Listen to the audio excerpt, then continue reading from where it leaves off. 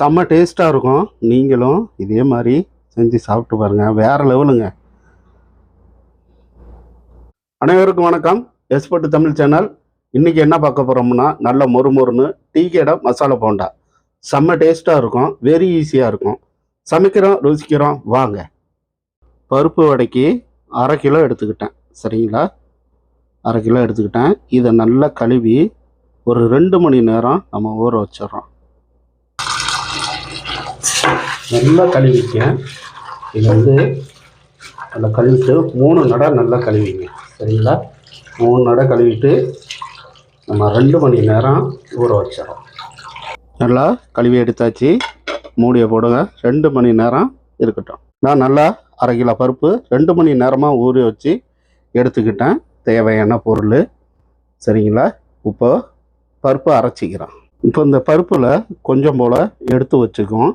இப்போ 1/2 கிலோ பருப்புக்கு 5 பச்சை மிளகா போட்டுங்க, 5 போல் காஞ்ச மிளகா போட்டுங்க, ஒரு 7-8 பல் நல்லா பெருசாக பூண்டு எடுத்துக்கிறோம். நான் ஒரு பெரிய துண்டாக இஞ்சி கட் பண்ணி வச்சுக்கிறேன், அதையும் இதோட சேர்த்துக்கிறோம்.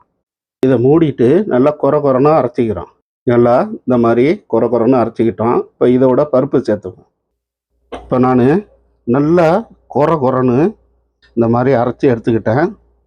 இப்போ என்ன பண்ணுறோன்னா, இது போல் கொஞ்சம் போல் மல்லித்தழை போட்டுங்க, நல்லா பொடிசாக கட் பண்ணுனா கருவேப்பிலையை போட்டுங்க.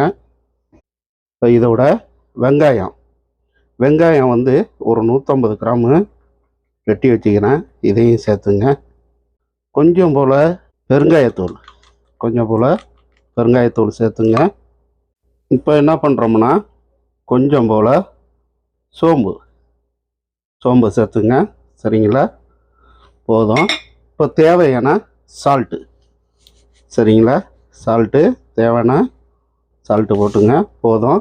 இப்போ அது நல்லா பிசைஞ்சு எடுத்துக்கிறோம். இப்போ இதோட என்ன பண்ணுறோம்னா, முழு கடலை கொஞ்சம் எடுத்து வச்சோம் பார்த்தீங்களா, இதையும் இதோட சேர்த்துங்க. அவ்வளோதான், நல்லா பிசைஞ்சு எடுத்துக்கிறோம், சரிங்களா? தண்ணி போடக்கூடாது, நல்லா பிசைஞ்சு எடுத்துங்க. உப்பு செக் பண்ணிங்க, சரிங்களா? உப்பை செக் பண்ணிங்க. அழகா உருண்டையாக உருட்டி நம்ம ஒரு பாத்திரத்தில் வச்சுக்கிட்டோம்னா தட்டி போடுறப்ப ஈஸியாக இருக்கும். இப்போ நல்லா நான் பிசைஞ்சு எடுத்துக்கிட்டேன். இதை ஒரு பிளேட்டில் நம்ம உருண்டை பிடிச்சி, ஒரு வடை சைஸுக்கு உருண்டை பிடிச்சி ஒரு பிளேட்டில் அடிக்கிக்கும். இப்போ என்ன பண்ணுறோம் பாருங்க, ஒரு வடை சைஸுக்கு கரெக்டாக இந்த அலைக்கு கரெக்டாக எடுத்து வச்சுக்கிறோம். அப்போ தான் நம்ம தட்டி போடுறதுக்கு ஈஸியாக இருக்கும். நான் அதே மாதிரி ஒரே சைஸாக எடுத்து வச்சுக்கிறேன், சரிங்களா? இந்த அலைக்கு இருந்தால் போதும். நான் எல்லாத்தையும் எடுத்து வச்சு உங்களுக்கு காட்டுறேன், சரிங்களா? இதே மாதிரி, சரிங்களா? இப்போ பார்த்தீங்களா, நான் கரெக்டாக உருண்டை பிடிச்சி எடுத்து வச்சுக்கிட்டேன். 1/2 கிலோ கடலை பருப்புக்கு எவ்வளோ வடை வருதுன்னு பாருங்கள், சரிங்களா? இப்போ வாங்க ஆயிலை சூடு பண்ணுவோம். இப்போ நான் ஆயில் ஊற்றுனது கொஞ்சம் நல்லா சூடாகிட்டு, கரெக்டாக 1 லிட்டரு ஊற்றிங்க, சரிங்களா? இப்போ ஆயில் சூடாகிட்டு, இப்போ என்ன பண்ணுறோம்னா, இந்த மாதிரி லெஃப்ட் கையில் ஒரு க்ளோஸ் போட்டுக்கிட்டு அந்த க்ளோஸில் ஆயில் தடவிங்க. இதில் தான் நம்ம வடை அப்படியே அமுக்கி அதில் போட போகிறோம், சரிங்களா? இது மாதிரி ஆயில் தடவிட்டிங்கன்னா கொஞ்சம் ஈஸியாக இருக்கும் வேலை. இப்போ என்ன பண்ணுறோம், வடையை போட்டுக்கிறோம். பாருங்கள், இந்த கையில் வச்சு ஒரு அமுக்கு, சரிங்களா? அப்படியே இந்த கைக்கு மாற்றுங்க, அப்படியே சைடில் போடுங்க, சரிங்களா? இதே மாதிரி தான் நம்ம போட போகிறோம். இது மாதிரி க்ளோஸ் போட்டுங்க. க்ளோஸ் போட்டுக்கிட்டிங்கன்னா கொஞ்சம் ஈஸியாக இருக்கும். இந்த மாதிரி தட்டி இந்த கைக்கு மாற்றிக்கிட்டு அப்படியே சைடில் போட்டுடலாம்.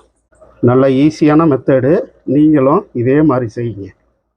ஒரு க்ளோஸ் இருந்தால் போதும். இப்படி தட்டிக்கிட்டு இப்படி எடுத்துங்க, அப்படியே சைடில் போட்டு விடுங்க. வேலை நம்ம ஈஸியாக முடியும், சரிங்களா? போதுமான சைஸு. அப்படியே பொறுமையாக விரட்டி விடுங்க. நல்லா 2 சைடும் வெந்து வரட்டும். சூப்பராக இருக்கும், செம்ம டேஸ்ட்டாக இருக்கும். நான் எடுத்த மாதிரியே நீங்கள் அளவை கரெக்டாக எடுத்துங்க. நல்லா மொறுன்னு இருக்கும், சரிங்களா? இப்போ அந்த வடையோட கலரு சேஞ்ச் ஆகிட்டே வருது. நல்லா பிரட்டி விடும், சரிங்களா? ஏன்னா ஒரு சைடு வேகம் ஒரு சைடு வேகாமல் இருக்கும். அந்த பக்கம் வந்ததும் மேலே அப்படியே மிதக்க ஆரம்பிச்சிடும். நம்ம அதிலே தெரிஞ்சுக்கலாம். இன்னும் கொஞ்சம் நல்லா நல்லா வரட்டும், இன்னும் கொஞ்சம் வேகட்டும். செம்ம டேஸ்ட்டாக இருக்கும். ஏன்னா அளவு தான் மெயின்.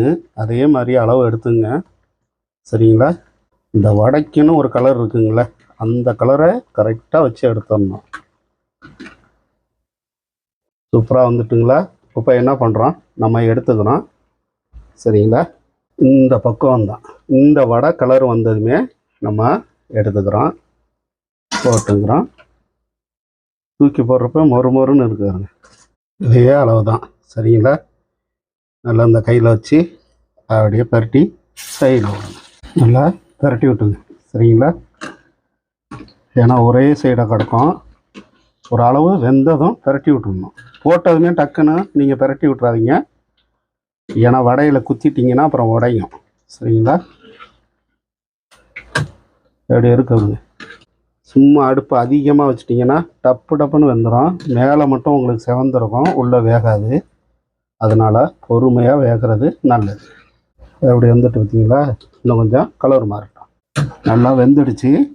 இப்போ என்ன பண்ணுறேன், இந்த வடையும் எடுத்துக்கிறேன். பார்த்தீங்களா எப்படி வந்திருக்கு பாருங்கள். போதும். இப்போ இந்த வடையும் எடுத்துவோம், போட்டுக்கிறோம். ரொம்பவும் வடை வந்து கலர் மாறிடக்கூடாது. சூப்பராக வந்துருச்சுங்களா? சூப்பராக வந்துருச்சு. சரி, இப்போ நான் இதையும் எடுத்துக்கிறேன். சரிங்களா? போதும். இந்த கலர் இருக்கணும், அப்படியே தகன்னு இருக்கணும். பார்க்குறப்பே சூப்பராக இருக்குங்களா? எடுத்துக்கிறேன். அடுத்ததும் போட்டுவோம். அருமையாக இருக்குங்க மனம். சும்மா கடலைப்பருப்புக்கு 1/2 கிலோ கடலைப்பருப்புக்கு எவ்வளோ வடை வந்திருக்கு பார்த்தீங்களா?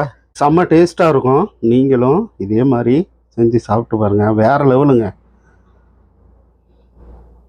இதே மாதிரி நான் எடுத்த அளவே நீங்களும் இந்த பருப்போட செஞ்சு சாப்பிட்டு பாருங்கள்.